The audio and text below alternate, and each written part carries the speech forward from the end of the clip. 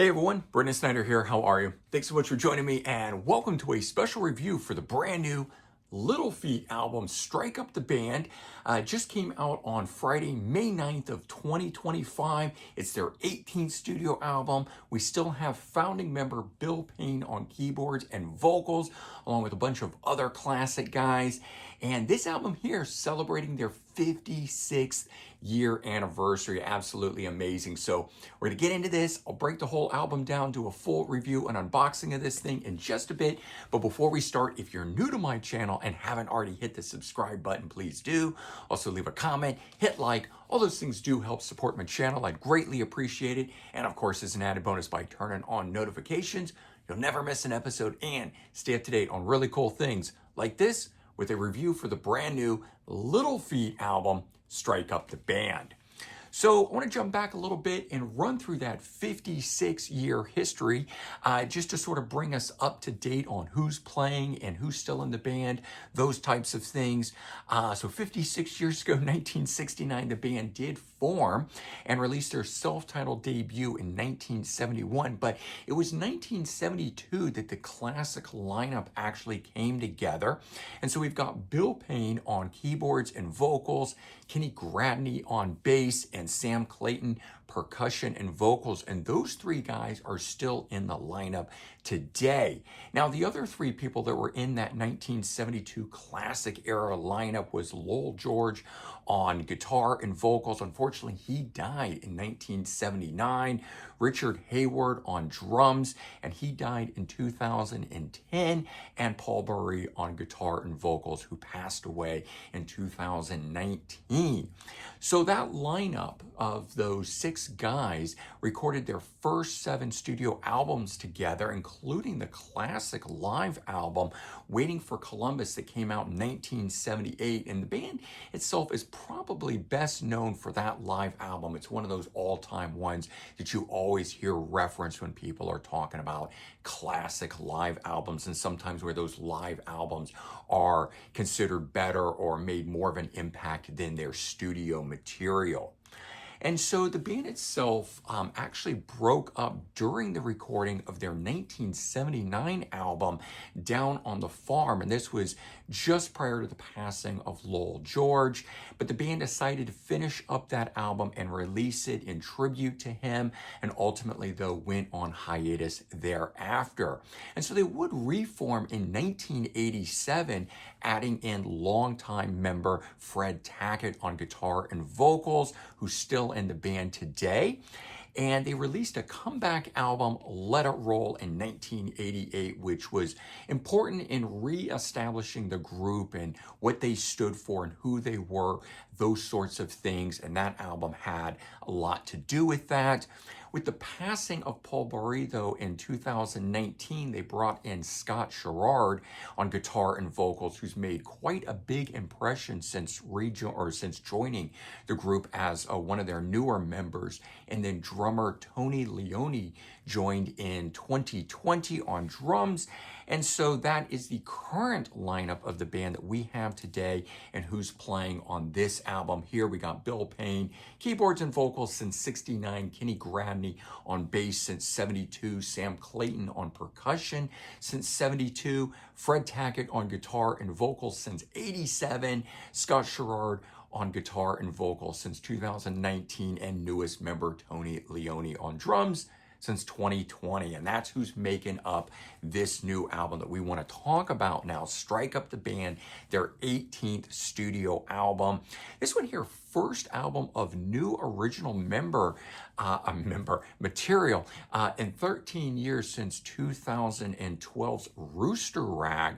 So last year they put out Sam's Place 2024 album. This was a blues album, though, that was virtually all covers, only had one original song on it, Milkman.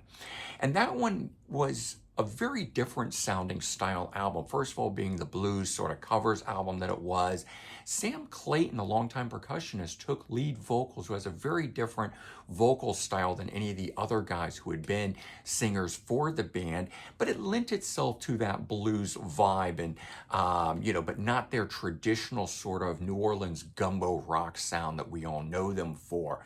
And so that really wasn't my cup of tea. It was a good album. It's actually a little bit of a surprising album because it did gel with me more than I thought that it would, but it wasn't what I was expecting from the group. And so here we are now 1 year later on with this album, and this is what I had been hoping for, longing for since 2012, now finally getting that more traditional sounding album that we know and love from Little Feat. It's a very triumphant return, in my opinion. This one here featuring 13 songs on here, new original songs co-written by the members of the group, and just an absolute delight, clocking in at over 1 hour of music. So very, very good stuff. Just a shock that at this point in the band's career, 56 years on from their original formation, that they could drop an album that is as strong as this one here. Real standout performances from founding member Bill Payne on here. I mean, he always puts on a good show, but this here, I think he actually stands out significantly. Of course, we've got longtime member Fred Tackett also sounding fantastic on the album. Neither of those guys having lost anything over the years.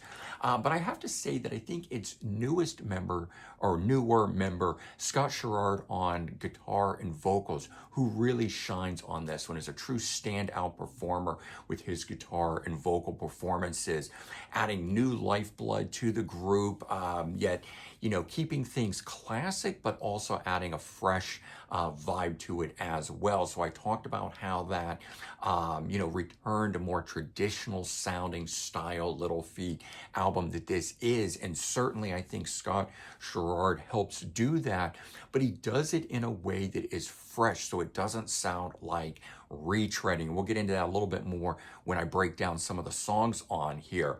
Sam Clayton does his thing on percussion, but he does take a backseat vocally. So unlike Sam's Place, the last album, where he, I think, took lead vocals on all the tracks, he takes that to the background and does his thing just percussive-wise. And then, rounding out the lineup here with Kenny Gradney on bass and Tony Leone on drums, and you add in Sam Clayton, that trio of guys that add in the bottom line, both rhythmically and groove-orientedly on this album, I think do a great job holding everything together for Bill Payne, Fred Tackett, and Scott Sherrard. So let's go ahead and talk about some of those songs on the album, the things that really stand out. As I said, there's 13 tracks on here, but some of these here really, really stand out head and shoulders above the rest. So kicking things off, track 1, 4 Days of Heaven, 3 Days of Work. This one's written by Bill Payne, Scott Sherrard, and Tony Leone. So I found it really interesting that we have the old guard, the new guard coming together, co-writing this song. It's a big sounding song, opening with horns. It's got a killer guitar riff on it. And this one here for me sounds like a lost Black Crowes track. Yes, I am a younger fan of Little Feat, and so I am going to reference and know some of those newer blues hard rock bands that certainly pick up on the legacy of bands like Little Feat, Black Crowes being one of them. But I was so mesmerized by the new Black Crowes album last year that I did want to reference that and tie into this, because this album here is doing the same thing for me as last year's Black Crowes album did. All right, coming in, track number 3, Shipwreck. This one here is a Scott Sherrard song. It features beautiful slide guitar work on it and standout vocals from Scott. There's a wild keyboard solo on this thing from Bill Payne that I think absolutely elevates this song beyond just your standard type of track on the album. My ears perked up and took notice when Bill started playing the solo in this.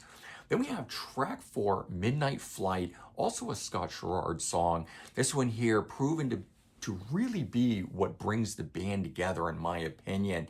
It's just a powerful, classic sounding song that I think could have appeared on any of their past albums. When you hear this one, you're going to immediately think of classic Little Feat.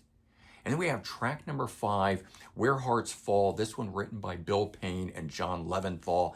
It's a melodic rocker. It's got a very soulful edge to it, some beautiful lead guitar work on it, and it helps to really create a lot of depth for the album. One of the things I like about this album is the different flavor of songs and musical styles on here that create some very good peaks and valleys while listening to the overall album. And the last one to touch on here, track number 9, Disappearing Ink. And this one's another Scott Sherrard song, so you can totally tell that I really have appreciated his style and what he's brought to the band. Not that the rest of the tracks weren't great standout songs, it just happened to be that as I really sat down to look at the songs that I liked, the ones that I wanted to talk to you about, more popped out with his writing on it than others. So that's why I focused in on him as really having brought it for this album. But he's got a very unique, soulful style vocal, a lot like Richie Kotzen. Again, another younger reference that I'm, want to make to this particular review here. But Bill Payne provides another beautiful guitar piece on this one here, and altogether the whole band really help elevate and make this song a standout track for the album. So let's take a look at it. We've got absolutely classic album art on here. We've got the classic shoe. What I love is it coming through the drums there, strike up the band, as you can imagine, being something with the drum there. And so just a very cool classic album art to go with everything. We have the track listing on the back, which breaks down who writes it. And then on the inside, unfortunately, no booklet in here. This is sealed solid here, so we don't get to open that and get a booklet. We get this great photo of the band. Kind of wish it had all been on one part, though, so we weren't cutting through the middle of it here, having Bill hanging off to the side, but no worries. He is the classic founding guy, so maybe he should get a little solo bit like that.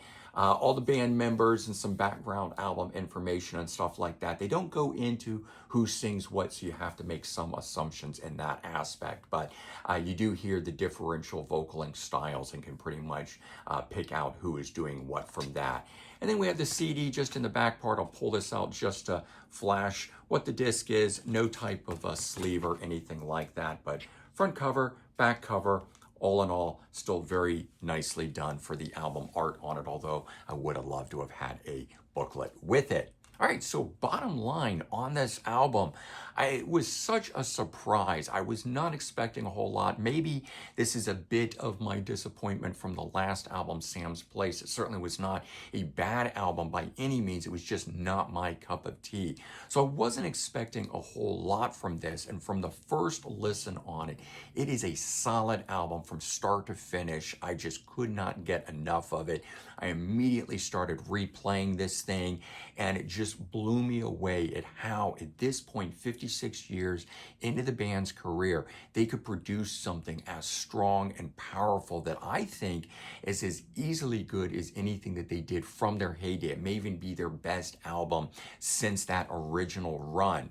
And so I would totally recommend this for all Little Feat fan, whether you liked them in the past, you liked them in the present day, whatever it might be, check out this album. But for those of you that just like good, soulful, bluesy, rock and roll style music with a lot of flair to it, I think this album is it. It's all rolled into one. As I said, lots of cool flavors of music on this thing.